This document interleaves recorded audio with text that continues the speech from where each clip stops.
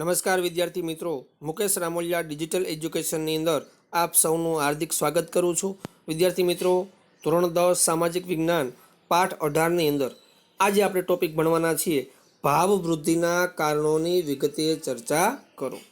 તો ભાવ વૃદ્ધિ એટલે શું એના વિશે આપણે ચર્ચા કરીએ તો એમાં પહેલો જ મુદ્દો છે કે નાણાંના પુરવઠામાં વધારો.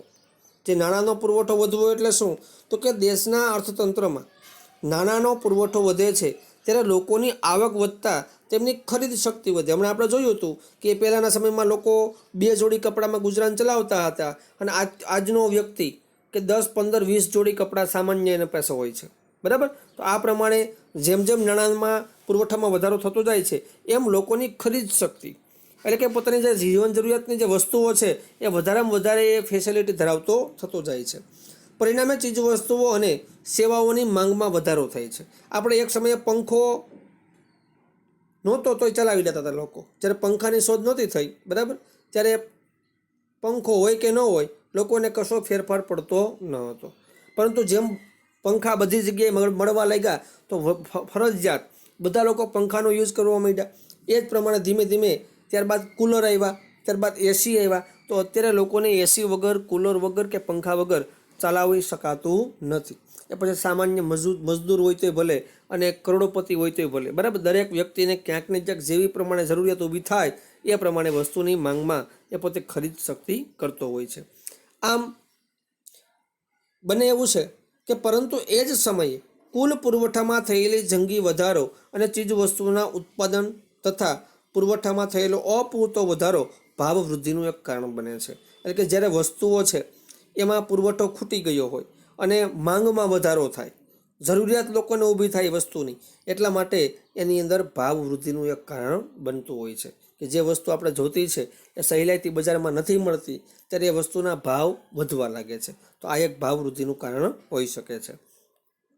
એ જ પ્રમાણે સરકારના યોજનાકીય અને બિન યોજનાકીય ખર્ચમાં વધારો થતાં ખાદ્ય પુરવણી દ્વારા નવા નાણાંનું સર્જન કરીને નાણાંનો પુરવઠો વધારતા હોય છે. એટલે કે સરકારની જે કંઈ યોજનાઓ હોય અને બિન યોજનાકીય ખર્ચ હોય એમાં એ લોકો વધારો કરી અને જે ખાદ્ય પુરવણીઓ હોય એટલે કે જે લોકોની જરૂરિયાત પહેલાં છે, પ્રાથમિક જરૂરિયાતો, એમાં એ લોકો નાણાંનું સર્જન કરી અને નાણાંનો પુરવઠો વધારે છે. જેમ કે હમણાં આપણે જોયું હતું લોકડાઉનના સમયની અંદર 3 મહિના સુધી કે 4 મહિના સુધી જે આખો દેશ બંધ રહ્યો, દરેક યુનિટ બંધ રહ્યા, તો એના પરિણામ સ્વરૂપ બધા લોકોના ધંધા રોજગાર બધા ભાંગી ગયા હતા. તો સરકારે જે લોકોને આપતા હતા રેશન કાર્ડ દરમિયાન જે ઘઉં, અનાજ, કઠોળ આ તે જે કંઈ આપે છે એમાં થોડોક સરકારે વધારો કર્યો અને દરેક લોકોને, જે લોકોને મળતા ન હતા એ લોકોને પણ આ યોજનાનો લાભ મળે એ માટે સરકાર દ્વારા નિત નવા પ્રયાસો કરવામાં આવ્યા અને એના માટે ખાસ આયોજન પણ કરવામાં આવ્યા.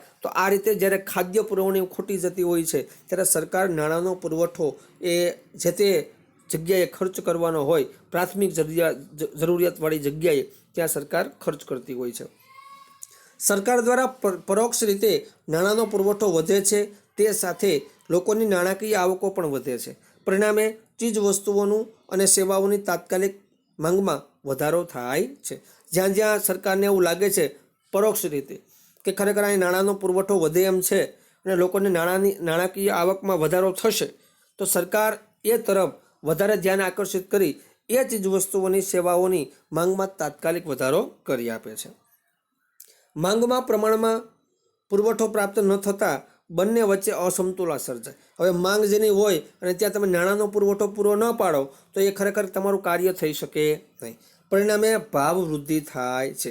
માની લો કે સરકાર દ્વારા જે રેશન કાર્ડ જેની પાસે હોય એ વ્યક્તિ, તમામ વ્યક્તિ રેશન કાર્ડની દુકાને જઈ અને ઘઉં, ચોખા, અનાજ, ખાંડ, દાળ આ તે બધી વસ્તુઓ લઈ શકે છે, બરાબર. તો સરકારે જો આવું ન કર્યું હોત અને દરેક કરિયાણાની દુકાન પણ બંધ રાખી હોત તો દરેક લોકોને આજે અનાજ, કઠોળ, જે શાકભાજીઓ છે એ લેવા ક્યાં જવું પડત અથવા તો ક્યાં જાત, બરાબર. આવા પ્રશ્ન આવીને ઉદ્ભવે અને દરેક વસ્તુઓ જે હતી એના ભાવ કદાચ 10 ગણા કે 20 ગણા લોકો લૂંટીને લઈ લે. એટલા માટે સરકારે જ્યાં પ્રાથમિક જરૂરિયાતો છે ત્યાં પહોંચી વળવા માટે રેશન કાર્ડ દરમિયાન એટલે કે લોકડાઉનના સમયની અંદર સરકારે દરેક વ્યક્તિને આ રાશન મળી રહે એ માટે નિત નવા પ્રયાસો કરવામાં આવ્યા. જો આવું ન કર્યું હોત તો શું થાત? ભાવ વૃદ્ધિ થતી જોવા મળે. કરિયાણાની દુકાનમાં અથવા તો એને બંધ રાખવાનો ઓર્ડર કરવામાં આવ્યો હોત તો કરિયાણાની દુકાનવાળા કદાચ બ્લેકમાં પણ એ વસ્તુઓ વેચી શકે. તો આ ઉપરાંત બેન્કો દ્વારા અપાતી સસ્તી લોન કે ધિરાણ લોકોના હાથમાં નાણાંનો પુરવઠો વધારે છે. એટલે કે સરકારને જ્યારે એમ લાગે છે કે લોકોને આ વસ્તુની જરૂરિયાત છે તો એ બેન્કો દ્વારા ધિરાણ યોજના શરૂ કરે છે, સસ્તી લોન આપે છે. જેમ કે ગોલ્ડ લોન છે, પશુપાલકો હોય તો એને પશુઓ લેવા માટે ખાસ ગાયો ભેંસો લેવી હોય, બળદ લેવા હોય તો એના માટે લોન પ્રાપ્ત કરાવે છે. મકાન ઉપર તમને લોન આપવામાં આવે છે, પર્સનલ લોન આપવામાં આવે છે. આમ અલગ અલગ પ્રકારની લોન અને ધિરાણ દ્વારા લોકોના હાથમાં નાણાંનો પુરવઠો પહોંચી વળવા માટે સરકાર નવી યોજનાઓ લાવતા હોય છે. તે ચીજવસ્તુઓની માંગમાં વધારો કરીને ભાવ વૃદ્ધિ કરે છે. એટલે કે જે વસ્તુ તમારા જરૂરિયાત છે બરાબર એમાં થોડો ઘણો વધારો કરી અને ભાવ વૃદ્ધિ થતી હોય છે. આમ ભારતમાં ભાવ વૃદ્ધિ એ કુલ માંગ અને કુલ પુરવઠાની અસમતુલાનું પરિણામ છે કે જેવી તમારે આવશ્યકતા ઊભી થાય છે એ પ્રમાણે એમનો ભાવ ધીમે ધીમે વધતો જાય છે. ડાયરેક્ટ વધારવામાં જો આવે તો લોકોને અસહ્ય થઈ પડે. જેમ જેમ માંગમાં વધારો થતો જાય તેમ તેમ એમાં વધારો કરતા જાય એટલે ભાવ વૃદ્ધિ અસમતુલા પરિણામ બને છે. બીજો મુદ્દો જેનો જોઈએ તો વસ્તી વૃદ્ધિ. ભારતની વસ્તી વિસ્ફોટ થતો જોવા મળે છે. બાજુમાં તમે આંકડાકીય નકશાની અંદર તમે જોઈ શકો છો.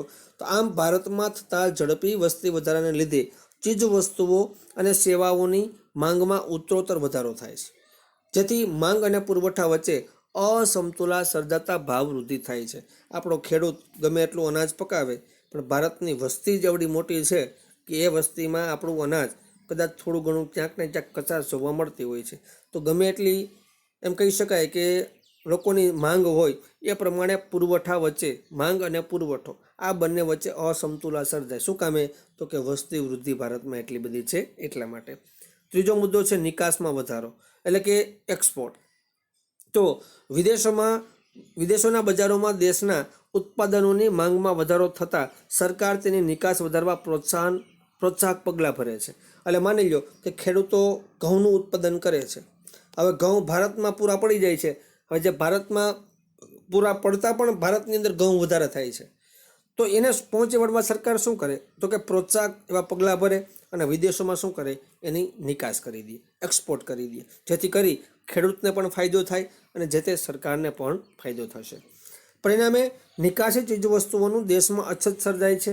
આ સ્થિતિમાં માંગ અને સામે પુરવઠામાં ઘટાડો થતાં ભાવ વૃદ્ધિ થાય છે. ઘણી વખત એવું પણ બનતું હોય છે કે કોઈ પણ રાજ્યમાં કે કોઈ પણ પ્રદેશમાં એ વસ્તુનું ઉત્પાદન સારું એવું થતું હોય તો એ વસ્તુ ડાયરેક્ટ જ એક્સપોર્ટ કરી દેવામાં આવે.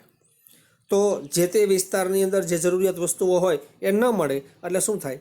ભાવમાં વૃદ્ધિ થવા લાગે. બરાબર. માની લો ડુંગળી, તો આપણે જોઈએ છીએ કે નાસિકની અંદર ડુંગળીનું વાવેતર સૌથી વધારે થાય મહારાષ્ટ્રના નાસિકમાં.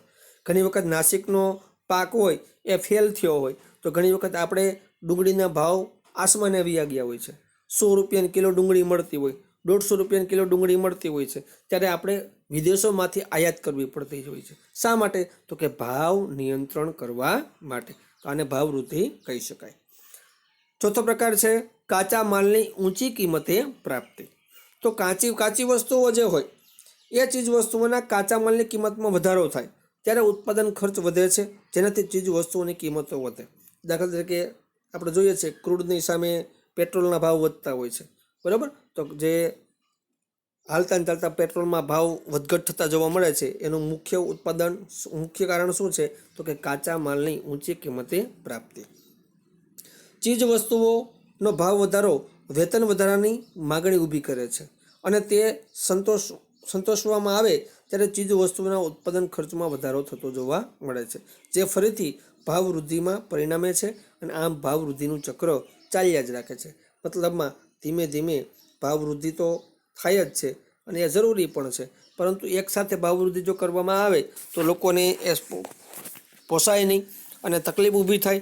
એટલા માટે ધીમે ધીમે જરૂરિયાત પ્રમાણે લોકોની માંગ પ્રમાણે ભાવ વૃદ્ધિ થતા રાખે. આમ ભાવ વૃદ્ધિનું જે ચક્ર છે એ ચક્ર સતત ને સતત ચાલતું જોવા મળે છે. એના પછીનો મુદ્દો જોઈએ તો કાળું નાણું, બ્લેક મની. તો આ બ્લેક મની શું?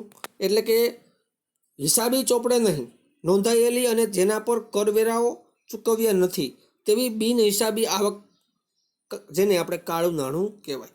હિસાબી ચોપડા એટલે જે ઓફિશિયલી ચોપડાઓ હોય એની અંદર એ વસ્તુ દર્શાવવામાં આવે નહીં અને બારોબાર જેને વેચી નાખવામાં આવે, જેને આપણે શું કહીએ, કાળું નાણું. અને એનો જે ટેક્સ હોય, કરવેરાઓ હોય, એ ભરતા નથી હોતા. માની લો કોઈ એક કંપની છે, એ 10 લાખ કરોડનું ટર્નઓવર કરે છે, પરંતુ એ 2 લાખ કરોડનું ટેક્સ ભરતો હોય છે, બાકીના 8 લાખ કરોડનું એ ટેક્સ ભરતો જ નથી.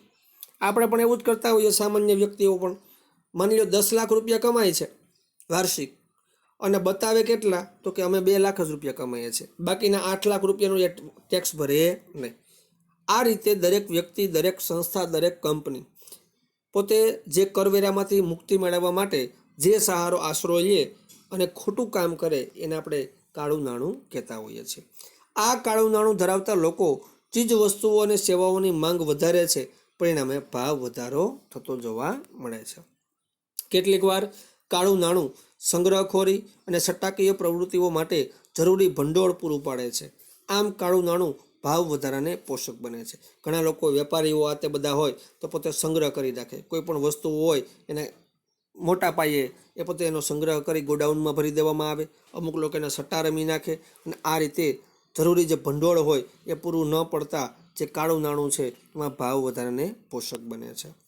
કાળું નાણું ધરાવતી વ્યક્તિઓ આવકવેરાને હાથે પકડાઈ જવાની બીકે તે નાણાંને વહેલી તકે ખર્ચી નાખવાનું વલણ ધરાવે છે. તેઓ તેમના મોજશોખ કે વૈભવી વસ્તુઓને ગમે તેટલા ઊંચા ભાવે ખરીદતા અચકાતા નથી અને આ પરિસ્થિતિ ચીજ વસ્તુઓની ભાવવૃદ્ધિ કરે છે. હવે જે લોકો પાસે બ્લેક મની છે, કાળું નાણું છે, અઢળક માત્રામાં પૈસા છે એની પાસે, તો એ લોકો પોતાના કોઈ પણ પકડાઈ જવાની બીકે એ પોતે પોતાની જે વસ્તુઓ, મતલબમાં પૈસા એની પાસે બ્લેક પૈસા પડ્યા છે, કાળું નાણું પડેલું છે, એ વહેલી તકે ખર્ચી નાખે.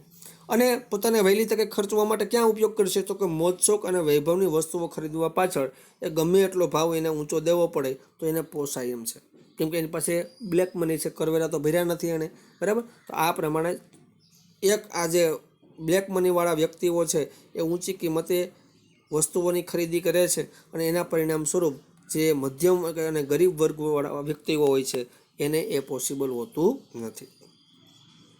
ત્યાર પછીનો મુદ્દો જોઈએ તો સરકાર દ્વારા ભાવ વધારો, યાની પ્રશાસિત ભાવ. અમુક બાબતમાં એવું પણ બનતું હોય છે કે જે કંપનીનો ભાવ હોય એ ભાવ અથવા તો જે બજારનો ભાવ હોય એમાં સરકાર છે એ ભાવ નિયંત્રણ કરી નાખે, જેથી કરી અને ભાવમાં વધારો થાય નહીં. હમણાં આપણે ઉદાહરણ દ્વારા સમજીએ તો ખ્યાલ આવશે કે સરકારી વહીવટી આદેશો બહાર પાડી પેટ્રોલિયમ પેદાશો, કુદરતી ગેસ, કોલસો, લોખંડ, પોલાદ, એલ્યુમિનિયમ, વીજળી, રાસાયણિક ખાતરો, સ્ટેટ ટ્રાન્સપોર્ટ વગેરેમાં ભાવ વધારે છે. એટલે કે સરકાર દ્વારા જે કંઈ આદેશો આપવામાં આવે તો આ બધા આના ઉપર સરકારની દેખરેખ હોય છે. તો આ બધી જ વસ્તુઓની અંદર એક સરખો ભાવ રહે એ માટે પોતે ધીમે ધીમે એમાં એક સરખો વધારો કરવામાં આવે છે. સરકાર દ્વારા અનાજ અને અન્ય કૃષિ પેદાશોના પ્રાપ્તિના ભાવોમાં, ટેકાના ભાવોમાં વખતો વખત કરવામાં આવતો વધારો તે વસ્તુઓનો ભાવ વધારો છે. હાલતા જતાં તમે જોતા હશો કૃષિ પેદાશોની જે વસ્તુઓ હોય એમાં ભાવ વધારો થતો હોય, અનાજની અંદર ભાવ વધઘટ થતા હોય છે.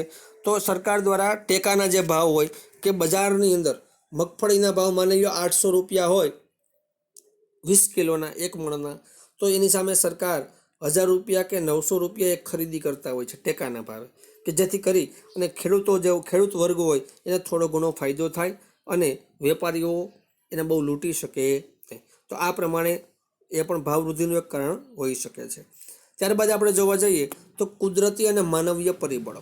તો ઘણી વખત આપણા દેશની અંદર કુદરતી અને માનવીય પરિબળોને લીધે આફતો આવતી હોય છે, જેમાં અતિવૃષ્ટિ, અનાવૃષ્ટિ, ધરતીકંપ, રોગચાળો જેવી કુદરતી આપત્તિઓ અને યુદ્ધ, તોફાનો, આંદોલનો, હડતાળ, તાળાબંધીઓ અથવા તો ભાંગતોડ કે ઔદ્યોગિક અશાંતિ જેવા કારણોથી ઉત્પાદનો ઘટે છે અને તેની અછત સર્જાય છે. આમ માંગના પ્રમાણમાં પુરવઠોમાં ઘટાડો થતાં ભાવ વધારો થાય છે. આપણે હમણાં જોયું લોકડાઉનના સમયમાં કે જે રોગચાળો ફાટી નીકળ્યો હતો, કોરોના મહામારી, તો એના પરિણામ સ્વરૂપ 3 થી 4 મહિના કે 6 મહિના સુધી દરેક યુનિટો બંધ રહ્યા. તો દરેક યુનિટ બંધ થતાં તો લોકોને જે જીવન જરૂરિયાતની વસ્તુઓ હોય એ લેવા માટે ખૂબ મથામણ કરવી પડતી હતી, કલાકો સુધી લાઇનમાં ઊભું રહેવું પડતું હતું, છતાં પણ અમુક વસ્તુ એને મળતી ન હતી. એના લીધે માંગમાં વધારો થયો અને માંગમાં વધારો થતાં પુરવઠામાં ઘટાડો થાય છે અને એના પરિણામ સ્વરૂપ ભાવ વધારો થતો જોવા મળે છે. ત્યારબાદનો મુદ્દો જોઈએ તો સંગ્રહખોરી અને નફાખોરી. તો અમુક લોકો સંગ્રહખોરી કરતા હોય છે, નફાખોરી કરતા હોય છે અને એની પાછળનો એક જ ઉદ્દેશ્ય હોય રૂપિયા પૈસાની આવક. તો અનાજ અને અન્ય આવશ્યક ચીજવસ્તુઓના ઉત્પાદનમાં અનિશ્ચિતતાઓ હોવાના લીધે અવારનવાર અછતની પરિસ્થિતિ સર્જાતી હોય છે કે અનાજ, કઠોળ, શાકભાજી આ બધી વસ્તુ વગર દરેક વ્યક્તિ ચલાવી શકતો નથી. આ બધી વસ્તુઓ આપણે પ્રાથમિક જરૂરિયાતો છે અને એને પહોંચી વળવા માટે ખાસ સરકાર દ્વારા કોઈ પણ પ્રયાસો કરવામાં આવતા હોય છે અને વારે વારે એમાં અવારનવાર અછત સર્જાતી તમે જોઈ શકો છો. આવી પરિસ્થિતિમાં ઊંચી કિંમતોનો લાભ લેવાની વૃત્તિથી વેપારીઓ શું કરે? સંગ્રહ કરે. હવે અનાજનું જે ઉત્પાદન થયું હોય તો એના મોટા પાયે સંગ્રહ કરી લેવામાં આવે, પછી એને થોડાક સમય માટે બજારની અંદર વેચવામાં આવે જ નહીં. તો જે માંગમાં વધારો થાય, માંગમાં વધારો થતાં લોકો શું કરે? એના ઊંચી કિંમતે પૈસા દેવા માટે તૈયાર થઈ જાય છે અને એના માટે આ લોકોનું મુખ્ય કારણ કયું? તો કે સંગ્રહખોરી. ભવિષ્યમાં અમુક વસ્તુઓના ભાવો વધવાના છે તેવી અટકળ, અફવા કે આગાહીને લીધે ભવિષ્યમાં એ વસ્તુઓના ભાવ વધારાનો લાભ ઉઠાવવા ઉત્પાદકો અને વેપારીઓ એ વસ્તુઓની સંગ્રહખોરી કરી કૃત્રિમ અછત સર્જે છે. હવે એને અમુક ખ્યાલ આવી જાય, અમુક એવા સમાચારો મળી ગયા હોય કે ખરેખર સમય જતાં આ વસ્તુઓની જરૂરિયાત ઊભી થાય એમ છે, તો એ વસ્તુઓ શું કરી લે? પોતાના મોટા ગોડાઉનની અંદર ખરીદી કરી અને એકઠા કરી દે, સંગ્રહ કરી લે અને પછી એને અમુક સમય સુધી બજારની અંદર મૂકવામાં આવે જ નહીં. એટલે બજારની અંદર એ વસ્તુની માંગ ઊભી થાય. એ વસ્તુની માંગ ઊભી થાય એટલે લોકોને વગર કીધે એ વસ્તુઓ લેવાની ફરજ પડતી જ હોય છે અને કદાચ એ વસ્તુ પૈસા દઈને પણ ન મળતી હોય. તો એવા સમયે એ વસ્તુને બહાર કાઢે અને ઊંચી કિંમતે કૃત્રિમ અછત સર્જી અને ગ્રાહકો પાસેથી ઊંચા ભાવે વધારે નફાખોરી કરતા જોવા મળે છે. આમ સંગ્રહખોરી અને નફાખોરી ચીજ વસ્તુઓના ભાવમાં વધારો કરે છે. આના પરિણામ સ્વરૂપ જે ગરીબ અથવા તો મધ્યમ વર્ગ હોય એમાં પીસાતો જોવા મળતો હોય છે. તો વિદ્યાર્થી મિત્રો, આજના વિડીયો લેક્ચરની અંદર આપણે અહીં સુધી રાખીશું. તમે આ ચેનલમાં નવા હો અને આ ચેનલને હજી સુધી સબસ્ક્રાઈબ ન કરી હોય તો ખાસ સબસ્ક્રાઈબ કરી બાજુમાં આપેલ બેલ આઇકોનને પ્રેસ કરજો અને અન્ય વિદ્યાર્થીઓ સુધી શેર કરવાનું ના ભૂલતા.